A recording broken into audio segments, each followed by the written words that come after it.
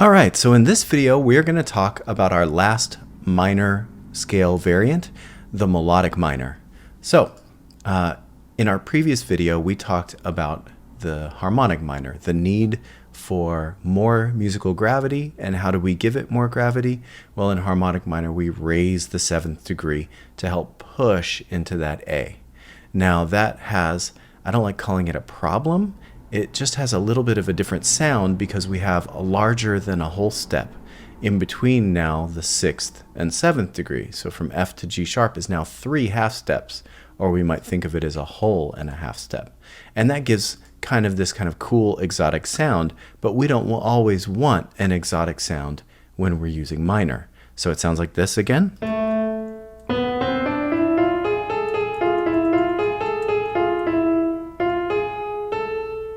So we have another variant that keeps the leading tone, but also gets rid of this extra large space that can be sort of exotic sounding and also for singers hard to sing because they're not used to seeing 2 notes, 1 letter apart, that are a whole plus a half step. That's also referred to as an augmented second, which we'll learn about sometime in the future.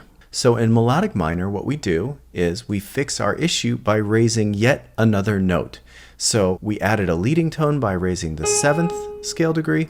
We also raised by a half step the 6th degree so that the scale no longer has an augmented second or a 3 half step space in between 6 and 7.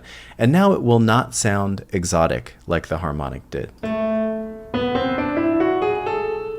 So that sounds fairly normal. We're pretty used to hearing this scale in classical music and stuff. But there's another problem that's caused by raising this many notes. So I'm going to go back down.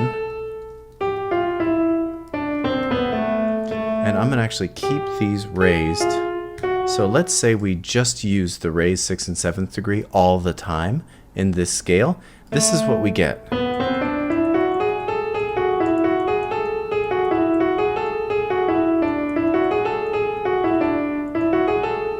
It starts to sound kind of too happy. It starts to sound very much major. And really the only difference between this scale right now and the major scale is just the 3rd. So if it's major, it would have a sharp there. If it's minor, melodic minor, it doesn't. So 1 note difference. So what's happened is we're trying to mimic the gravity that the major scale has using the minor scale.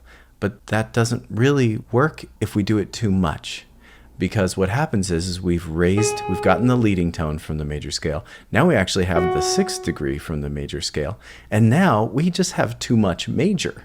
So the solution to that new problem is whenever we ascend, we make sure we have this leading tone feature, right? So we raise the 6th and the 7th so that we raise into that A and it feels resolved and comfortable when we arrive there.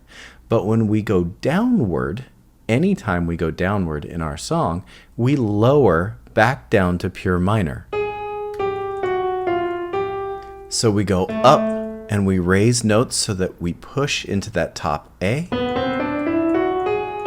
so that when we get to the top, we feel resolved. And then on the way back down, we don't need the leading tone because we're falling down the scale anyway. And so we return to pure minor whenever we descend. So it feels totally fine and resolved to land on that A after coming downward. It just doesn't feel very resolved if we're going up. So this is kind of the final thing for minor. And when you're writing it in music, what you tend to do is if you're headed upward, you're going to raise 6 and 7. And if you're headed downward, you return 6 and 7 back down to pure minor. So what that usually ends up with, when we write the scale, we write it both ways so we can see both versions clearly. So we always write a melodic minor scale all the way up and back. And then we raise when ascending by a half step. So 6 and 7, those scale degrees raised by a half step whenever going up. And then going back down, we return them, which when written like this always means I have to come back down with a natural or something to remove the effect of these 2 sharps. So notice without a bar line or anything canceling these out, these would stay sharp otherwise, right? So G sharp would still be sharp over here unless we turn it off with another symbol. Remember that rule about accidentals, they're like on switches. So if you turn the on switch on, it stays on for all the G's and all the F's until I physically turn it off with some other symbol. So how do we build these scales? Well, we start with a pure minor scale. So this is G pure minor, so it's got a B flat and an E flat in it. And don't forget, because those are on and these are like on switches, this is still E flat on this side and this is still B flat on this side. So I don't need to rewrite them on the way back down. They're fine on just one side because this is now setting every B to flat until a bar line happens, and there isn't one, and every E to flat until a bar line happens or until I turn it off. So what do? We raise 6 and 7, and on the way back, 8, 7, 6, 5, 4, 3, 2, 1, right? 8 back to 7 gets lowered and 6 gets lowered. But really it's not lowered, it's returned to pure minor.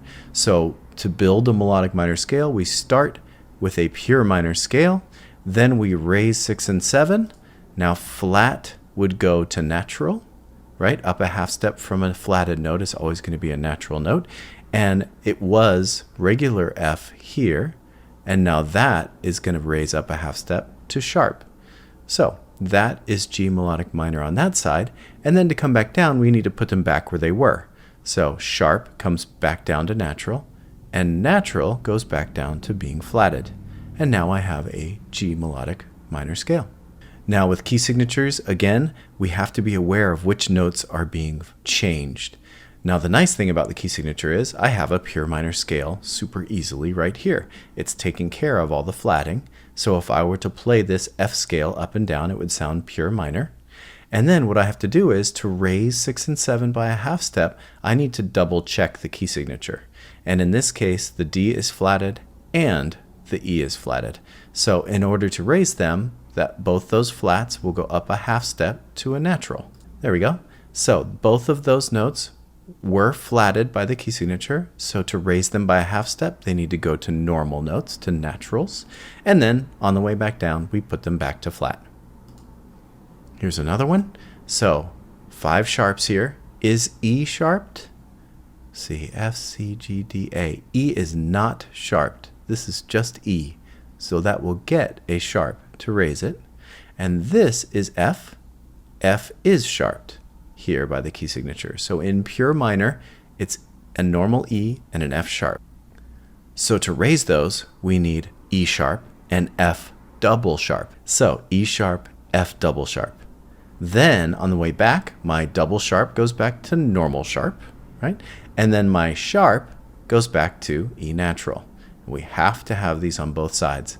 Otherwise, it will not sound right because these will persist across. And for melodic minor, let's get a tiny bit of practice. Okay, so this is already a pure or natural minor scale, and we need to make it melodic. So the arrows are only going to let me select 6 and 7 on this side, and 7 and then 6 on that side. And then I just have to figure out the right accidentals to raise going upward and lower going downward. So I have an A flat as a result of the key signature, so that would go to natural. And I have a B flat, which also would go to natural. Then on the way back down, we go back to flat and back to flat. Cool, let's do a couple more. Okay, well, I see that my flat is actually sitting right on that line conveniently, which means this is B flat. So this is a D pure minor scale right now, and I need to make it melodic. So I'm going to make that flat natural by that raises the flat to a normal D. And then I have a C, and that is a regular C. It needs to be sharped. Then on the way back down, sharp needs to return to natural, and my B needs to go back to flat. It can be a little scary to see this many accidentals used, but this is totally right. This will happen in harmonic and melodic minor scales. We see all kinds of mixing of sharps, flats, naturals, double sharps, all kinds of stuff like that. So don't let it intimidate you or confuse you that you're mixing these. Just remember, whatever's there gets raised, whatever's there gets raised, and then on the way back, whatever was there gets returned. Let's do 2 more.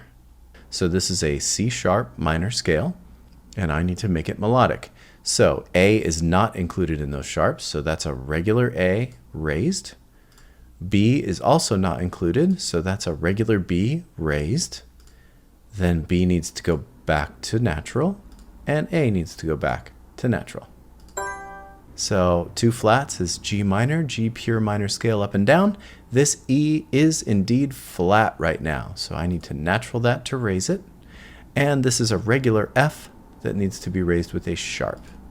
Then that sharp goes back to normal, and the natural goes back to flat. And we are all set. Cool. All right. Good luck with these. I hope it goes well. It's really simple once you get going. You just have to get used to making sure you know which note you're actually looking at. And this one might be tough. Let's do one more. So this E is not sharped, so it needs a sharp. This F is sharp, so it needs a double. Double goes back. Sharp goes back to normal. Whoops, I missed sharp on that guy and natural on that guy. And that's that. Okay, that's it for that one. All right, see y'all in the next one.